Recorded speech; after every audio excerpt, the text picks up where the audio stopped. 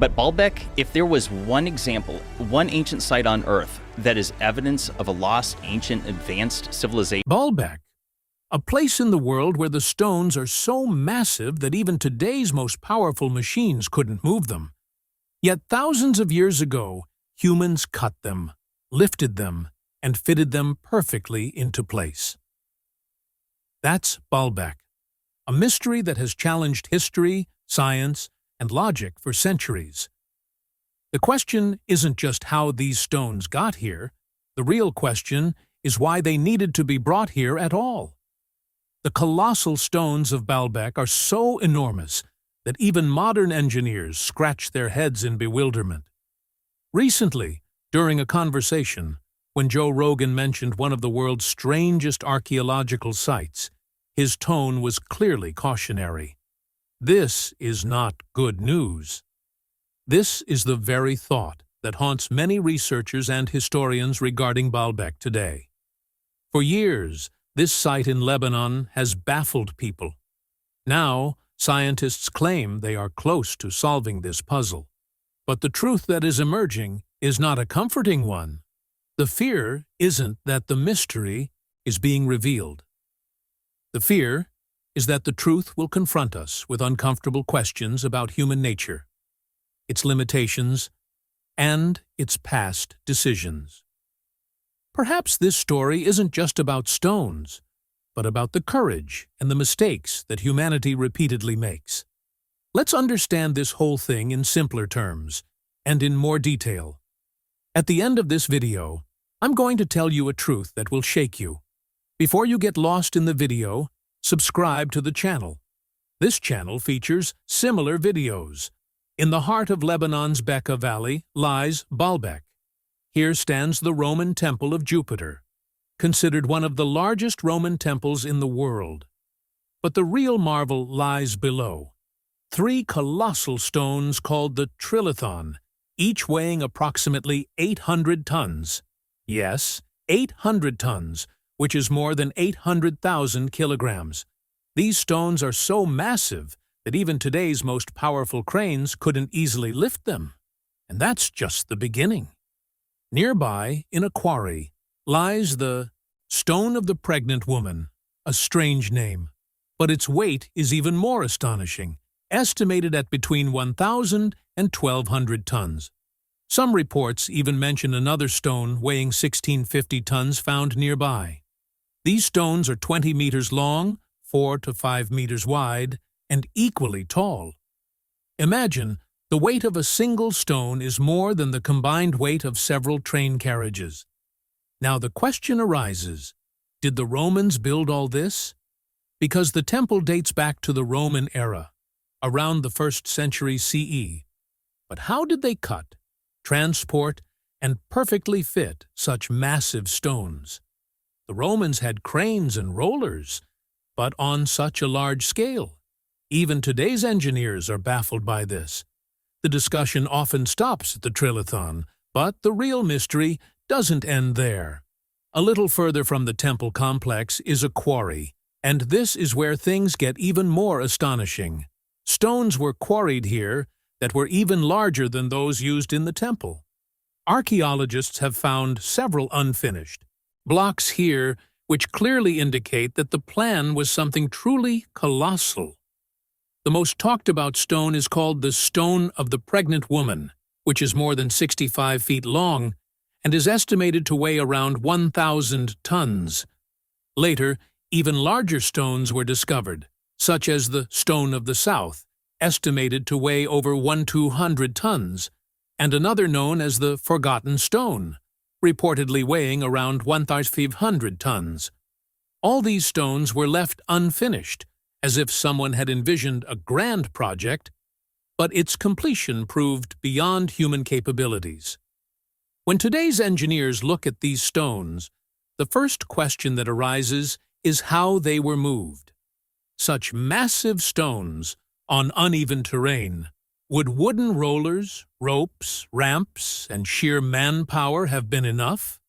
Several theories have been proposed, but none provide a completely satisfactory answer. The challenge wasn't just moving the stones from the quarry to the temple, but also positioning them with such precision, without any major errors. Surprisingly, Roman written records, which usually boast about their engineering achievements, are almost completely silent on these colossal stones of Baalbek. This silence is perhaps the most unsettling aspect.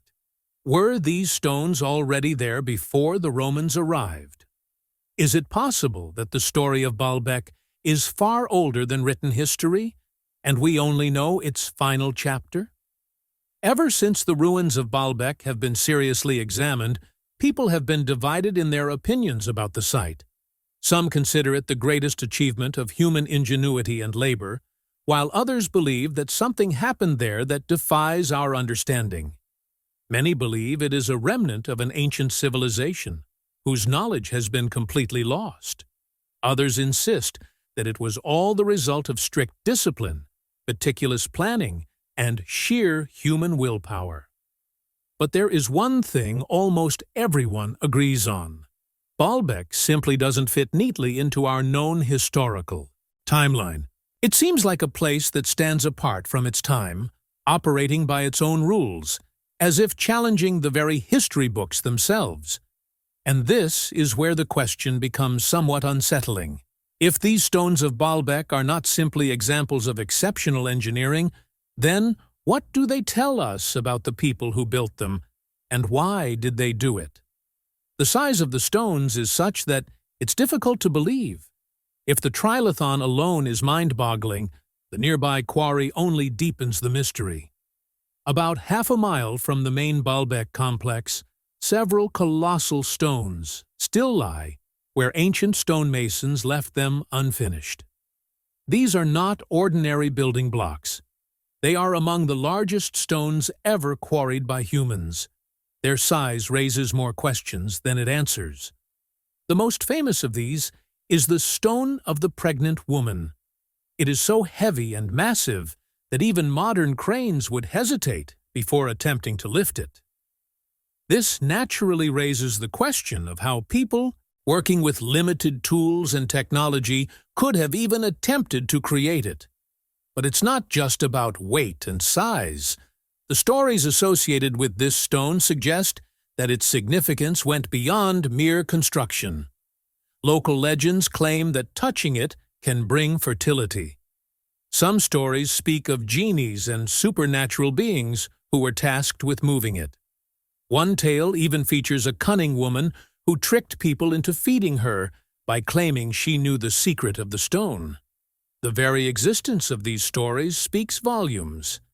It means that even hundreds of years ago, people looked upon Baalbek with the same wonder and disbelief that we do today. And the truth is, the Stone of the Pregnant Woman is just the beginning of the mystery. When the same quarry was re-examined in the 1990s, researchers made another astonishing discovery. There lay another colossal stone, now known as the Stone of the South. It was estimated to weigh approximately 1,240 tons, so heavy that most of the world's stone monuments seem small in comparison. But the story didn't end there. In 2014, scientists discovered an even larger stone, which is now called the Forgotten Stone. Its estimated weight is around 1,500 tons. To put that into perspective, it's equivalent to the combined weight of 3 fully loaded Boeing 747 aircraft, and all of it carved from a single solid rock. This immediately raises the question, why were ancient people attempting to cut such massive stones, which even modern machinery cannot easily move? Some experts believe these stones were perhaps cut as an experiment, and when it became clear that moving them was impossible, the work was abandoned. Others believe that technologies existed at that time that we no longer possess. Whatever the truth, one thing is clear. The presence of these unfinished stones indicates that Baalbek was not just an ordinary construction project. Something much bigger, much more ambitious was envisioned here. Perhaps it was a display of power, perhaps a demonstration of knowledge, or perhaps connected to some profound religious purpose. Most astonishing is the precision and skill with which these stones were cut. They weren't simply pried from the ground. Their edges are straight, and the surfaces are remarkably smooth, clearly indicating that those who created them were highly skilled craftsmen. It seems clear that those who began this work possessed not only the intention, but also the capability to create structures unlike almost anything else found in the world. Yet, these stones remained unfinished, abandoned before the work was complete, and gradually lost to the dust of time. Were these stones simply too heavy for the technology of the time? Were they intentionally made so large, perhaps to test the limits of human capabilities? Or did some unforeseen event halt the entire project midway, a story lost to the annals of history? One thing is certain. These abandoned colossal stones only add to the unsettling mystery of Baalbek. This site not only challenges our understanding of ancient engineering, but also evokes the feeling that perhaps the people of that era reached their limits, and possibly even surpassed them. Now let's look at the traditional explanation for the massive stones of Baalbek, the one that mainstream archaeology offers. That is, what is taught in textbooks, that everything was done by the Romans. Yes, during the time of the Roman Empire, around the 1st century CE, the Temple of Jupiter was built in Baalbek, and they claim that these 800-ton trilithon stones were also quarried, lifted, and set in place by the Romans. How? Let's see. First, let's talk about the quarry. The Baalbek quarry is about 1 kilometer from the temple site and located on slightly higher ground. The Romans quarried the stones there, limestone blocks, each 19-20 meters long, 4 meters high, and 3 to 4 meters wide. The weight? On average, 750-800 tons. Some sources even say up to 1,000 tons. Now, to move these, the traditional method involved manpower. Thousands of laborers. They would place wooden rollers under the stones, like large logs, which would rotate. Then they would tie ropes and pull, using capstans. These were large rotating devices, like wheels, around which the ropes were wound and turned by people or animals. In one study, Jean-Pierre Adam calculated that moving a 557-ton block would require 512 workers using capstans and pulley systems. Since the quarry was on higher ground, sliding the stones downhill seems plausible. That is, the stones would roll down with the help of gravity. Upon reaching the site, ramps would be constructed. Large ramps made of earth and wood, from which the stones would be pulled upwards. Levers, large lever-like poles, would be used to adjust and position the stones. The Romans also had oxen. One ox could pull 1,000 tiers, so an 800-ton stone would require 800 oxen. Or people. Each man could exert a force of 20-50 kilo, so thousands of people would pull on the ropes. This method was used by the Romans in other projects, such as the Colosseum or aqueducts. They managed massive projects, employing slaves and soldiers. So the theory is that Baalbek was built in the same way, a marvel of Roman engineering.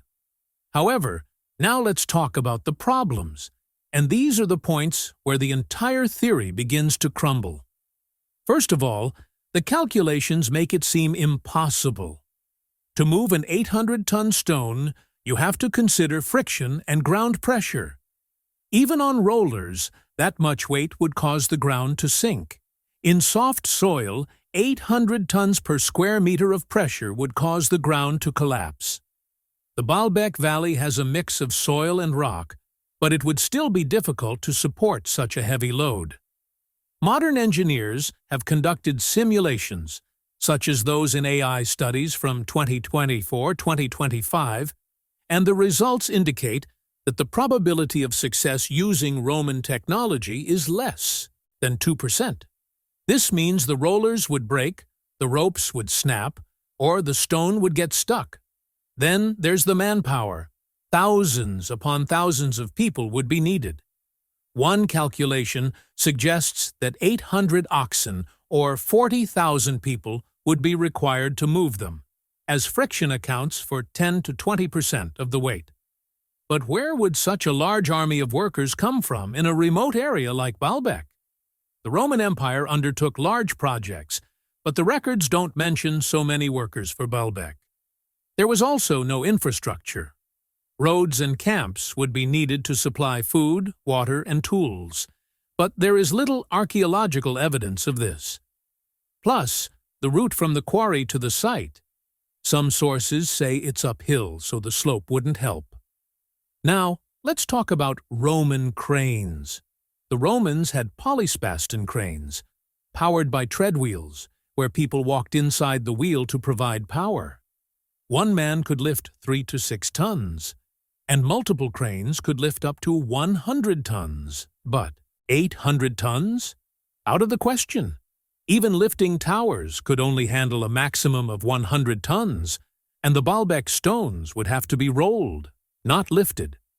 The criticism is that the stones don't match the Roman style.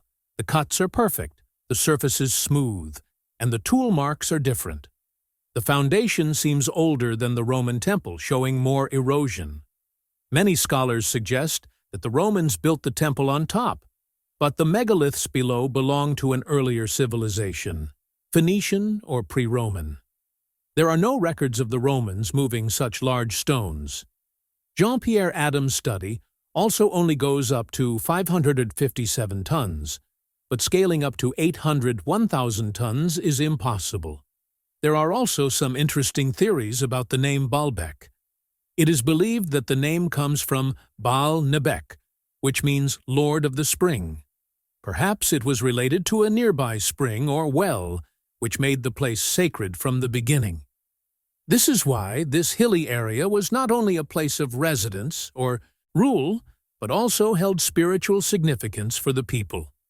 When Alexander the Great conquered the region in 334 BC, he renamed it Heliopolis, meaning City of the Sun. Under Roman rule, it became one of the most magnificent religious centers in the entire empire. The Romans associated the local deity Baal with their god Jupiter and erected a massive temple, courtyards, and towering columns in his honor. Pilgrims traveled from far and wide to visit the site, and upon entering, the colossal columns immediately conveyed a sense of its power and importance. But there's a strange void in this story. Roman documents contain almost no mention of the massive foundation stones on which the entire temple rests, especially the trilithon and the enormous stones surrounding it. This is surprising, as the Romans were never shy about documenting their engineering achievements. Roads, bridges, or grand amphitheaters, everything is described in meticulous detail. So why this silence about Baalbek's most unique and massive structure? This question gives rise to the suspicion that these colossal stones may have been in place even before the Roman era. If so, it would mean that Baalbek's roots extend to a period long before our written history. Over time, this place was shaped by different cultures. When Christianity spread, the old pagan temples were dismantled and transformed into churches. Then came Islamic rule, and the area was transformed into a formidable fortress known as Qalat Baalbek. Every new ruler and every new era added something, building new walls and structures on top of the old foundations. But amidst all these changes, one thing remained constant: those massive stones, too large to be moved and too mysterious to be ignored. Baalbek's long story doesn't seem to belong to a single civilization, but rather it's like layers of many civilizations, where each era used the place in its own way.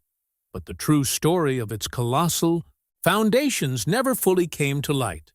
Whether Phoenicians, Greeks, Romans, Christians, or Muslims, all understood the importance of Baalbek at some point and utilized the site. But one thing is strange. None of these civilizations claimed credit for the massive stones that make Baalbek so unique. This silence is unsettling. These stones appear to belong not to any familiar culture, but to a very ancient and forgotten period of human history.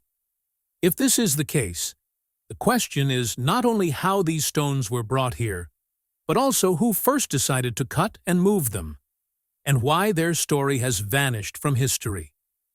When there is such a significant gap in our knowledge, we are left with little more than speculation. For centuries, people have tried to understand how the massive stones of Baalbek could have been moved. Many theories have been put forward, some based entirely on engineering principles, others relying solely on imagination. But the truth is that no single method fully explains the true scale of this undertaking. These stones still stand as a mystery, forcing both archaeologists and engineers to contemplate the limits of human capabilities. The most common and traditional idea involves wooden logs and ramps. It is believed that workers would place the stones on round logs and slowly roll them, then use ramps to move them uphill. This method sounds quite straightforward. However, when tested on a smaller scale, its weaknesses became apparent. The logs get stuck, the sledges slip, and the stones veer off course.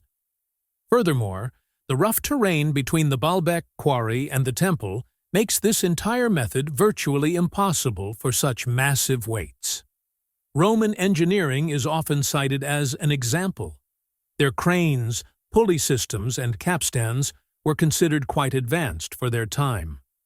One of their cranes, called the polyspastos, could lift up to approximately 13,000 pounds, a significant achievement for that era.